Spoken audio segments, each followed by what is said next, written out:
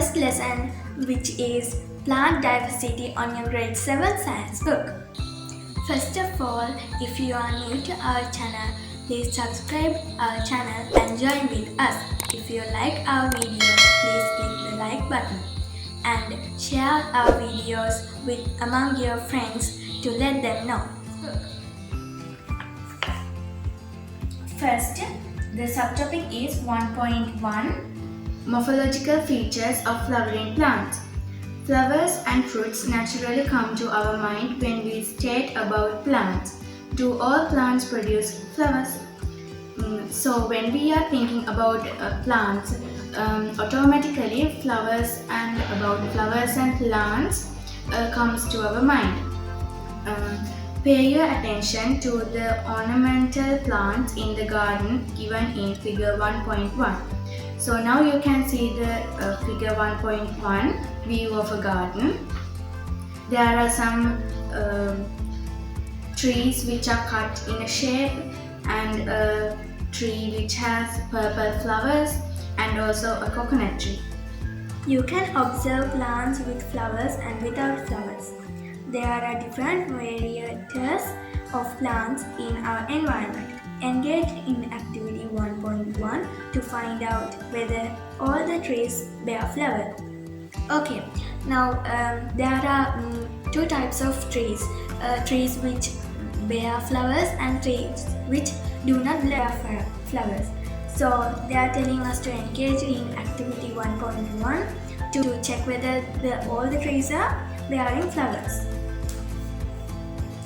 Activity 1.1. Names and the pictures of several plants are given below. Although most of them are familiar to you, certain plants may not be familiar to you. So there are some plants with names and pictures. Some may be very familiar to you and some will not. So first, roses. It is a very familiar flower. Next, fern. There are some leaves and there are no flowers. Idda is a white flower. And gardenia, there are some colors in these flowers such as blue, yellow, pink, and then water lily. We can see water lilies in ponds, lakes, etc. And also sal trees are very familiar to you. Lotus is also a plant which grows in ponds and lakes where water is there. And shoe flower, another name for this flower is hibiscus. It's a red flower. And then long beans. Long beans, we use these beans to cook. And then curry leaves. Curry leaves also we cook. And katarolu, we offer these to Lord Buddha. And jasmine, it is a very smelling flower. And coconut, you all know the coconut tree. Prepare a table by grouping all the plants in figure 1.2 into plants which bear flowers and plants which do not bear flowers. Now they are telling to make a table and separate the plants which bear flowers and which do not bear flowers. And you have to compare your table to the given table.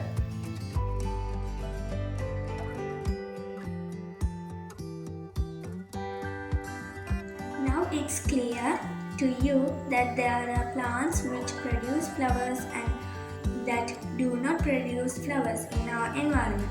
Plants which produce flowers are called flowering plants, and plants which do not produce flowers are called non-flowering plants.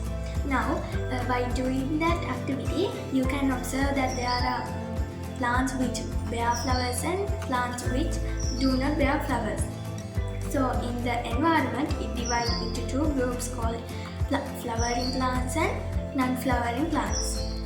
There is another subtopic, 1.2 main parts of a flowering plant. Observe the flowering plants in your surroundings. They are of different sizes. You will observe small plants as well as big trees among them. Their stems, roots, flowers, and fruits are also different from each other. Therefore, plants show a great diversity in their size and morphological features. Mm. So, when you are observing the flowering plants in your environment, you will observe that there are many plants which are different in sizes. Some may be small and some may be very big, but they all have the same parts. Okay, then let's do the activity 1.2 on a whiteboard. Okay, I hope you can see the picture. You can see the first one. The first one is taproot. Then the second one. What is second one? The second one is lateral root. Then the third one.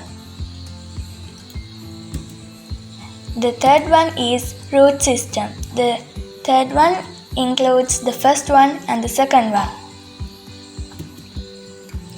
And fourth. You can see the fourth one is the stem. Then fifth. Fifth one is the lateral bud.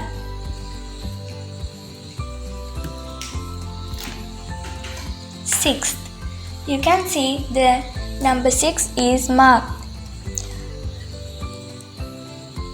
It's the leaves. Then the seventh one. What is the seventh one? It's on the top of the plant. It is the apical bud. Then the eighth one. The eighth one is the branches. You can see an arrow marked for the fruit. It's the ninth one.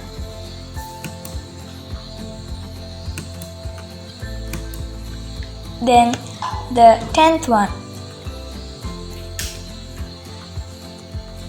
We all know what is the 10th one. It is the flowers. Then the last one, that is the shoot system. It's 11. It includes all the others except the taproot and the lateral root. So I hope you understood this activity.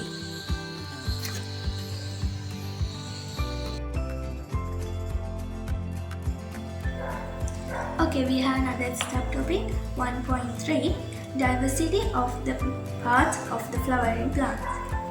The characteristics features of the flowering plant is formation of flowers. Almost all parts such as stem, leaves, roots, buds, flowers and fruits can be seen in the most of the plants.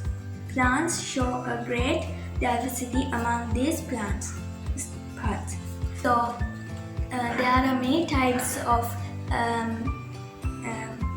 parts in a plant. So there are stem, leaves, roots, fruits, flowers, etc.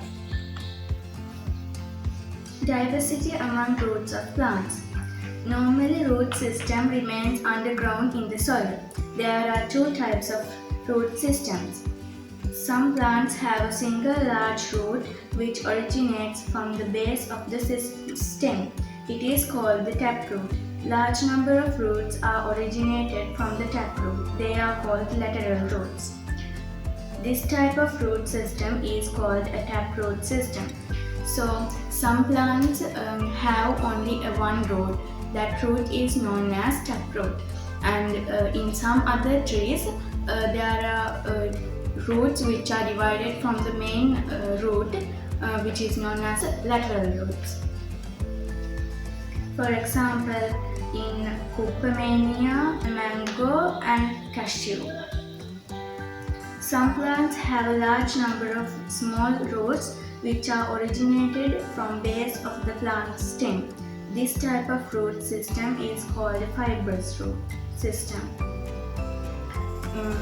In roots which are divided from the main part is known as fibrous roots. For example, in coconut trees and areca nut, bamboo and grass and kitu. Those kinds of roots are fibrous roots. Functions of roots of plants. Okay, the first one is fix the plant to the soil. That means the roots fix the plant to the soil. If there are more roots in a plant, we cannot take it out from the soil, it's hard. But if there are less roots, we can easily take it. The second one is absorb water and minerals dissolved in water. That means the roots absorb the water, which is water and minerals which are in water. In addition, there are some roots adapted by different functions. Okay, you can do the assessment 1.4 on your science book. Small nodules-like structures can be seen in the root system of mimosa plant. Such nodules are known as root nodules. There are microorganisms called bacteria live inside them. These bacteria supply nitrogen nutrition required for the growth of mimosa plant, and root system supplies nutrition for the bacteria which live inside the nodules. So, like structures, there are some nodules which can be seen in the mimosa plant.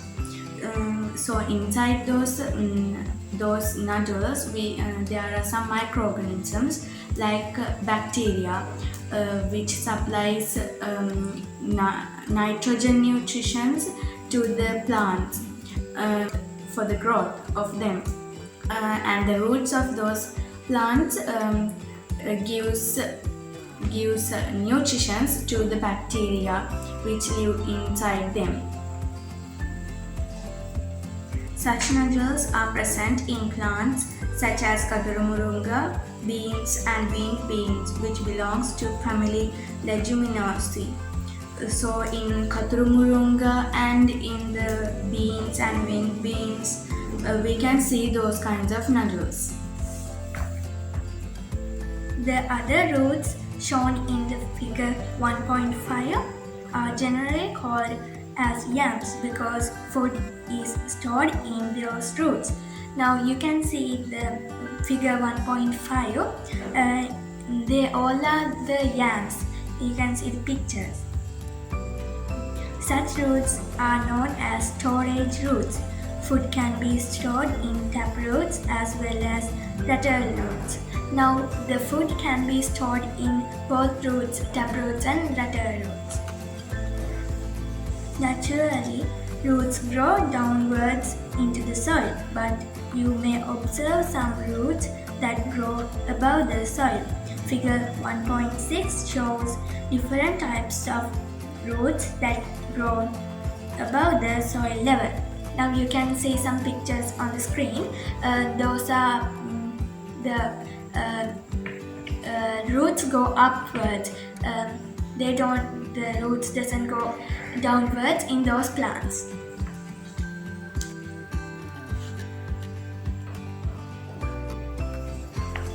Diversity among stems. Recall the nature of plants' stems that you have observed in your surrounding. Now you may observe that there are different types of plants. Some stems are thin and some stems are fat. So there are also without branches. That means trees such as unbranches, example coconut, then kitul, bamboo, paddy are examples for them. There are some trees which are having branches. Examples for those are jack, rambutan, guava, mango. Those trees are having branches. Functions of plant stem. First one is bears flowers, leaves, buds, fruits and seeds. So a stem in a plant bears flowers, leaves and fruits and seeds. Next one is supports the plant by keeping rigid. So a stem supports the plant to be straight without bending. The third one is transports water and food through plant body. So the stem transports the food and water and the things which are needed to the plant to be healthy through the plant body. Next one, many plants produce new plants by stems. Most of the plants produce their new plants from the stem. Shoe flower, jasmine, saman picture, sweet potato, manioc are some examples for them. Some plants with green colored stem carry out photosynthesis. That means there are plants which the stem is green color. Those plants carry out photosynthesis. The examples for them are Navahandi, Hiriasa, Hathavariya. Some aerial stems store food. That means some aerial stems can store food. Examples for them are sugar cane, kittle. Even though most stems grow above the soil, there are some stems which grow under the soil. Those stems are called underground stems. You can see the examples for underground stem on the screen. The first one is ginger, then potato, then leeks and onion. Diversity of leaves. Plant leaves also display a great diversity similar to other parts of the plant based on shape, size and color. So the plant leaves also shows a large diversity, same as the other parts of the plant based on the shapes, colors and sizes.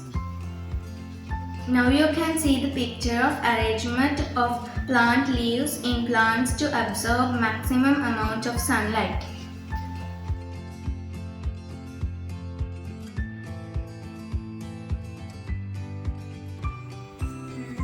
Photosynthesis mainly occurs in a leaf of a plant. Plants' leaves get energy from sunlight to do photosynthesis. Therefore, leaves are arranged to the stem in a way to get maximum amount of sunlight. For the plants, the sunlight helps to the plants to grow photosynthesis. Then in the stem, the leaves are arranged to take the maximum sunlight. Even though leaves have the different color, shape and different sizes, they all have the common parts. Okay, now let's discuss about the common parts of a leaf. First, this part is called the petiole. You can see it. Next, these are the veins. Then the one which is in the middle of the leaf is known as the midrib. Next you can see this as the veinlets. So this part is known as the leaf tip. Then you can see the leaf, we call it as leaf blade. Eventually, this is the leaf margin. So this is the marked leaf. These are the common parts of a leaf.